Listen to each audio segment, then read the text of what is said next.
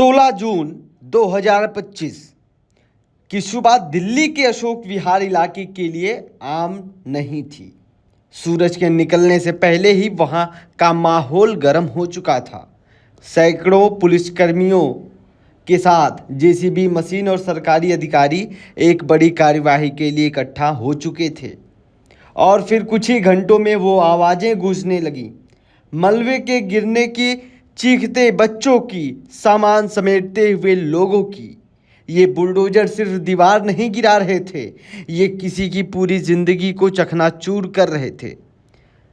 यह ध्वस्तीकरण अभियान दिल्ली विकास प्राधिकरण यानी डीडीए द्वारा राजधानी में चलाए जा रहे अतिक्रमण विरोध अभियान का हिस्सा है। मुख्यमंत्री रेखा गुप्ता की अगुवाई में इस अभियान को दिल्ली में साफ सुथरे विकास की दिशा में बड़ा कदम बताया जा रहा है। लेकिन सवाल ये है कि इस विकास की कीमत कौन चुका रहा है? क्या ये सिर्फ झुग्गियां थीं या किसी की पूरी दुनिया? अशोक विहार के जिस इलाके में बुलडोजर चले वहां सालों से सैकड़ों परिवार रह रहे थे। उनमें से कई परिवारों के पास आधार कार्ड, वोटर आईडी, बिजली पानी के बिल तक थे, यानी सरकारी रिकॉर्ड में वो मौजूद थे। लेकिन जब कार्यवाही शुरू हुई तब किसी को भी नोटिस नहीं मिला।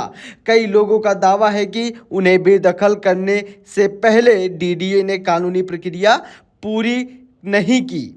इसी पर एक बुजुर्ग महिला जिनका झुग्गी से पिछले 25 सालों से घर था, कहती हैं, हमने यहाँ पूरी जिंदगी बिता दी, बच्चों की शादी की, रोजगार किया। अब अचानक कहते हैं कि ये घर गैर कानूनी है।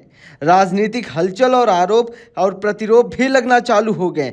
मुख्यमंत्री रेखा गुप्ता की सरकार इस कदम को जनहित में बता रही है। उनका कहना है कि यह सरकारी जमीन है और जिस पर अवैध रूप से अतिक्रमण किया गया है और यह राष्ट्रीय राजधानी की छवि को नुकसान पहुंचा रहा है। वहीं आम आदमी पार्टी के और कुछ मानव अधिकार संगठन ने इस कार्यवाही को निर्दयी और गैरकानूनी भी बताया है। आम आदमी पार्टी नेता संजय सिंह ने कहा कि गरीबों को बेघर करके क्या आप स्मार्ट सिटी बना लेंगे? क्या विकास सिर्फ अमीरों के लिए है? कानून और संवेदनशीलता ही बीच की लकीर है। किसी भी अतिक्रमण को हटाना प्रशासन का अधिकार होता है, लेकिन भारतीय संविधान नागरिकों को सम्मानपूर्वक जीवन जीने का भी अधिकार देता है। ऐसे में सवाल उठता है कि क्या सरकारें सिर्फ कानून का हवाला देकर संवेदनशीलता को नज़रअंदाज कर सकती हैं? सुप्रीम कोर्ट ने अपने कई आदेशों में कहा कि किसी भी बेदखली से पहले उचित नोटिस देना, पुनर्वास की योजना बनाना और मानवीय दृष्टिकोण रखना आवश्यक है। क्या अशोक विहार की कार्रवाई इन मकानों पर खरी उतरी है? जमीनी हालात ये हैं कि भय, आंसू और असहायता देखी जा रही है।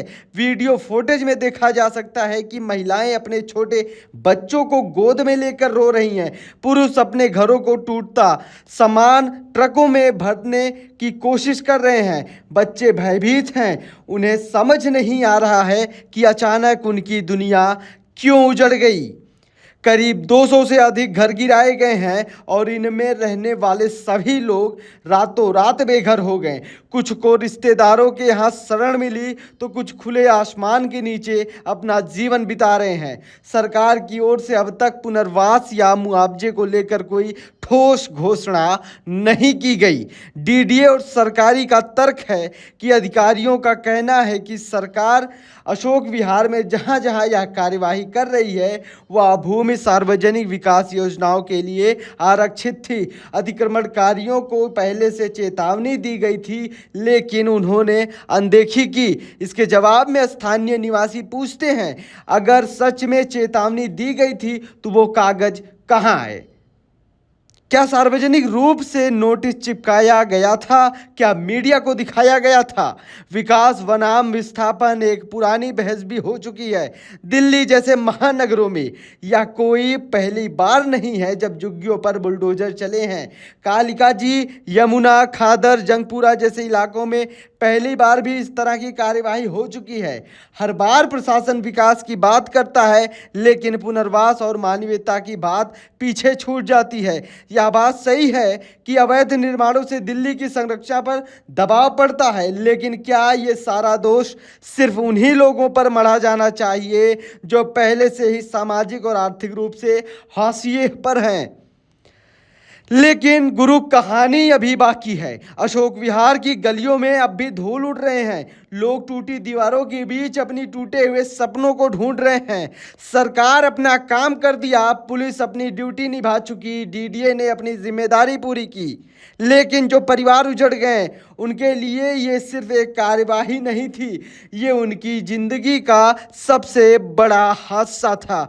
और ये सबसे बड़ा सवाल है, क्या राजधानी दिल्ली में अब गरीबों का घर बनना गुनाह हो चुका है? कमेंट बॉक्स में जरूर बताइएगा अगर वीडियो अच्छी लगी तो। धन्यवाद।